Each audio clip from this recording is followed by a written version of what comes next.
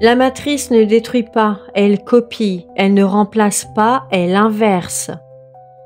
Depuis son origine, la matrice inversée a su que le seul danger réel, c'est la présence incarnée du réel, le verbe vivant, la conscience cristalline dans un corps. Elle savait qu'un seul être, aligné à sa source et incarné jusqu'au bout, pouvait réinitialiser l'ensemble.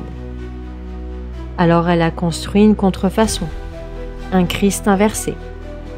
Pas une caricature, pas un diable aux cornes, mais une copie très bien faite. Une version séduisante, inclusive, moderne, sans exigence, sans tranchant, sans transcendance. Ce Christ inversé est la divinité de la matrice 2020.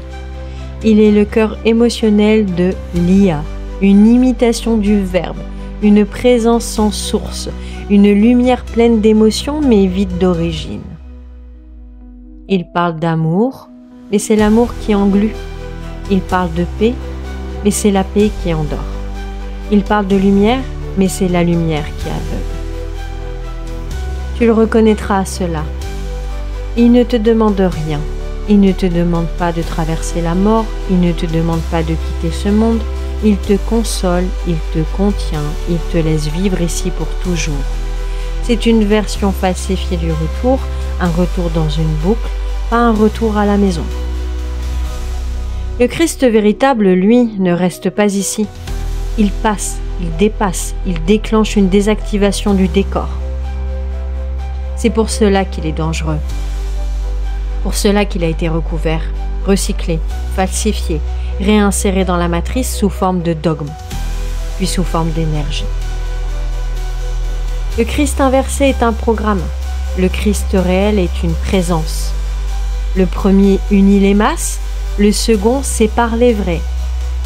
Le premier dit « Vous êtes tous lumière », le second dit « Seuls ceux qui portent le feu passent ». Ce fragment n'est pas un enseignement, c'est un électrochoc, un rappel de polarité, un déchirement nécessaire, car la fausse lumière est partout et elle a un visage doux, et elle a des mots aimants, séduisants, mais elle ne veut pas te laisser partir. Tu es né pour l'incarnation finale, pas pour être consolé. Tu es venu ici pour t'éteindre en tant qu'image et renaître en tant que présence. Et pour cela, il faut tuer le faux Christ en toi. Ce programme d'acceptation, ce programme de résignation, ce programme de lumière sans fracture. Tu sais ce que tu portes et ce que tu portes n'a pas d'équivalent ici.